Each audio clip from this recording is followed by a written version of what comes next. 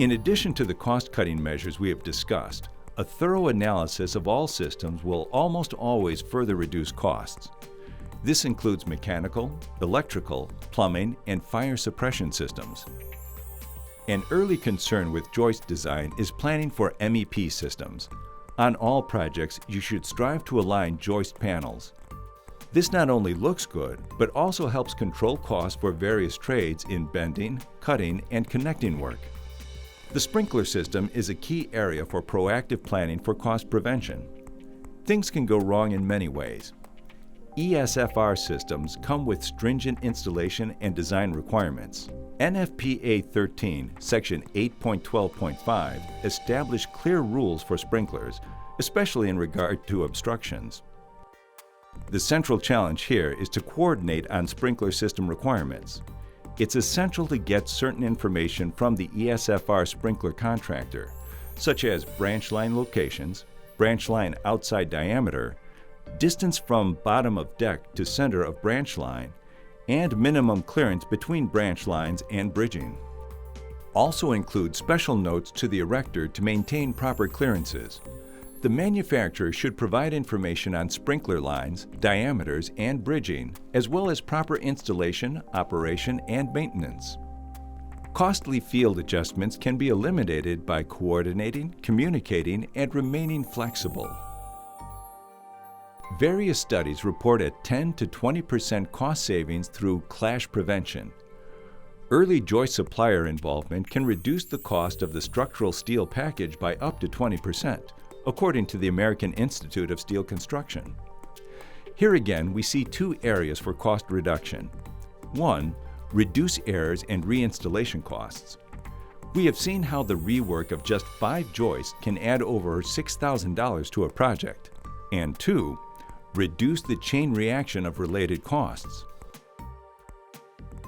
Let's look at ways to optimize a design for additional cost prevention. Use deeper seats.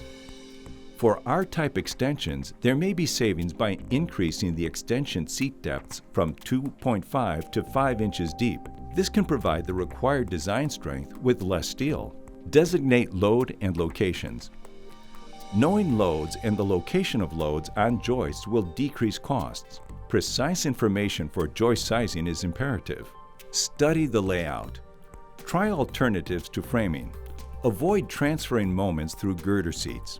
Keep load path continuity simple to reduce fabrication costs. We just talked about using deeper seats as a way to cut costs. With proper planning, it can be this easy. Another clear way to optimize is to specify the actual loading for an extension design. Anytime the R-type extension number is greater than the K-series joist number, a deeper bearing seat should be considered. For example, in this application, with the seat depth at 2.5 inches, the joist requires a larger top chord and bearing angle. But if we use a 5-inch seat depth, we can meet the R10 value with a standard top chord and bearing angle. The result is the use of 40% less steel to provide the required design strength. Here is an example of what we mean by designating load locations. Determining loads and locations of loads on joists will decrease costs. Precise information for joist sizing is imperative. In this example, locating the loads at 10 feet from each end allows for the designation of 24 KSP joists. This results in a steel weight savings of 36%. KCS joists can often be specified without input from the joist manufacturer. However, KCS joists are almost always more expensive than providing specific loading criteria for a specific joist design. For example, in this case, the savings using a load zone joist is 3.2 pounds per foot, for a total weight savings of 21%. The vast majority of steel joists and joist girder designs call for constant depth sectioning in the joists and girders. This traditional approach is often not cost efficient. Large amounts of steel are being structurally underutilized. Incorporating girders and joists in the building's bracing scheme results in cost savings by eliminating heavier solid web framing members. Note the moment plates for both the steel joists and the joist girders.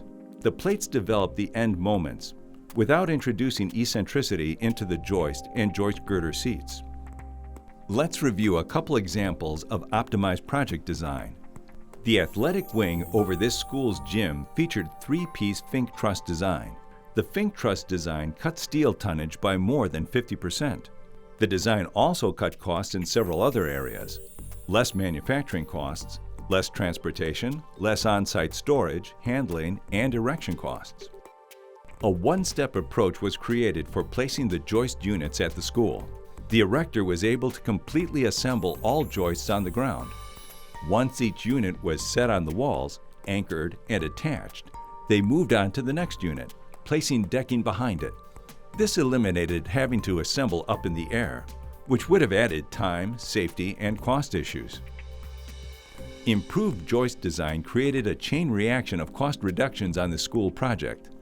On average, 5% to 10% of expenditures related to steel joist and metal decking design can be engineered out of a project.